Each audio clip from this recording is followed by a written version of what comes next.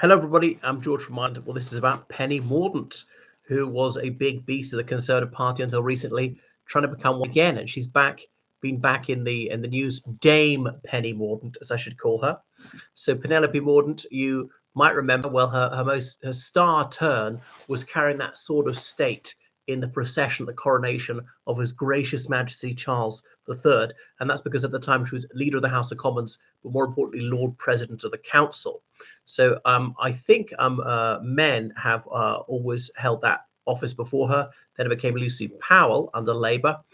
And people said, well, how she didn't let the sword wobble for ages. She took painkillers to carry it like that. And there were some men carrying other instruments a bit like that behind her in their ermine robes. They got no attention. So she wore that green dress, and men usually wore military uniform doing it.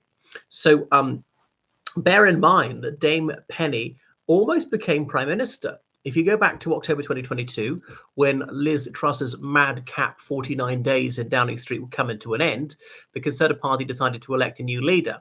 So Rishi Sunak, he'd been Chancellor Exchequer, he was the one who brought down Boris Johnson. He was the one who lost the leadership to Liz Truss. He'd won amongst the MP section, but amongst the ordinary members, he wasn't as popular as Liz Truss was. He came back. He got enough Conservative MPs to sign nomination papers. He nominated very quickly.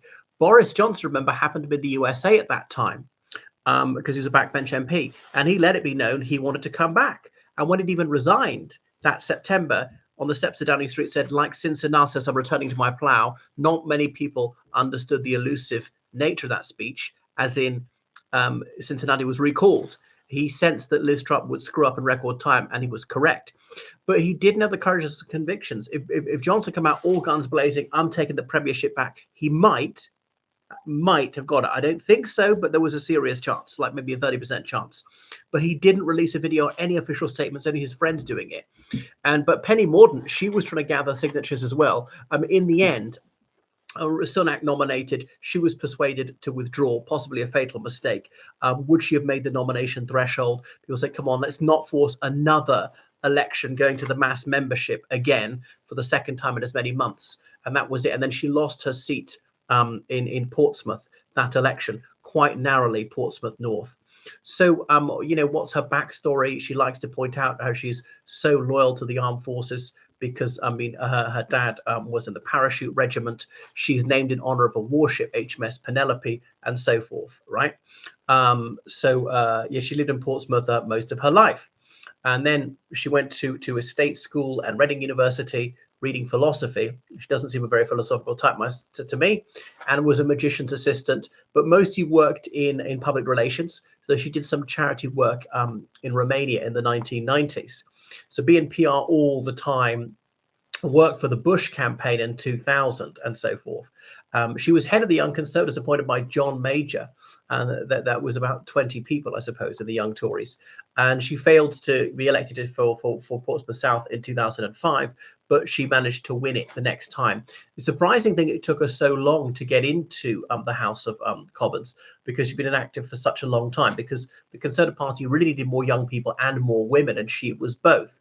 So she had various cabinet positions: Secretary of State for International Development, Minister for Women Equalities, Defence Secretary, only for about 3 months. And she's really made a meal out of the fact that she's in the Royal Naval Reserve. That is her. Will she go again? But she's seen as a bit of a heartthrob for the Conservative Party, and so she's doing various PR roles and things like that.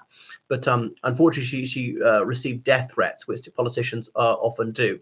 But then a 61-year-old former Conservative councillor was following her, writing to many times, turning up unannounced or uninvited at a constituency office. He was told by the police to go away, and he wouldn't.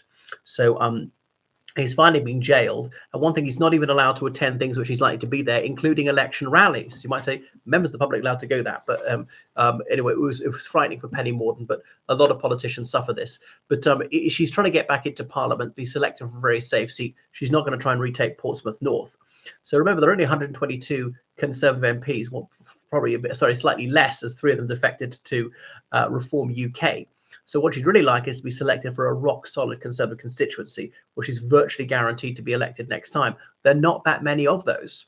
So of the 120-odd Tory MPs, how many will retire by the next election? I think 20 quite easily. But it's not guaranteed that those won't all be safe. Those might be marginal. Labour, the Lib Dems, Reform UK might be close to taking them. It's hard to see Labour gaining anything next time. They're going to lose a lot. So they're not that many safe Conservative constituencies to be elected for. Is she yesterday's woman? I mean, she's 52. She's not too old. She can easily have another 20 years in politics. Goodness. So possibly she could come in. So supposing she's re-elected in 2028 or so, could she even be leader then? Because you know that Kemi Badenoch is very likely to lose the next general election. The Conservatives say, you had one go, you're gone. You can still be in a future Conservative cabinet, but you can't be leader. You're never going to be prime minister. So anyway, Penny Mordaunt could she be leader of the opposition? Could she lead the Conservatives into office in 2032 or something like that? Just possibly. So she's cool under fire, and the Conservative Party obviously really rated her because remember they put her as their spokeswoman in one of those debates where her performance was mediocre, and Farage's best line against her is this is the 5th Tory manifesto which you vowed to reduce immigration and it's always increased. Why should we trust you? And she had no answer to that one. She couldn't defend the Conservative record, and she was not just a Conservative MP, she was a cabinet minister for most of this time. So she's responsible, personally responsible, collective cabinet responsibility. All cabinet ministers are responsible for all areas of government activity. If you're health secretary, you're also responsible for transport, for defense, for culture, whatever, even though that's not your department. You don't accept that, then don't accept a promotion to the cabinet. So she was flummoxed by that one. I mean, she's not a very emotional person.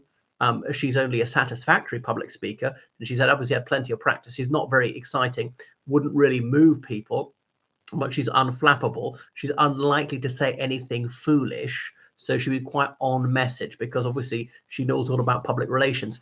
Don't give ammunition to the other side. Never do anything which could be twisted against you. So circumspection is her watchword. What really actuates her in politics? I mean, she said seeing the ghastly conditions of these Romanian orphanages perhaps show her just how horrific communism is. This supposedly egalitarian system, which is all about abolishing pauperism, but in fact really perpetrates it and aggravates it.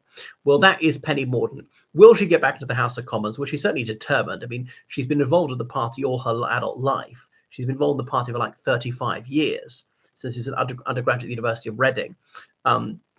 So I think it's quite likely that she will. And she's one of those who would never defect to Reform UK. I've got not the slightest suspicion about that. So, it should probably be in the shadow cabinet next time. Will she be leader of the party? Just possibly. But I mean, they might pass the torch to a new generation. She'd be better than James Cleverly. Who are the other contenders? Probably better than Mel Stride. Tom Tugendhat, I kind of toss up between the two. And that's it. Right. Thanks for watching my channel. Make sure you subscribe on Patreon, then PayPal, georgecallahan7@gmail.com. Goodbye.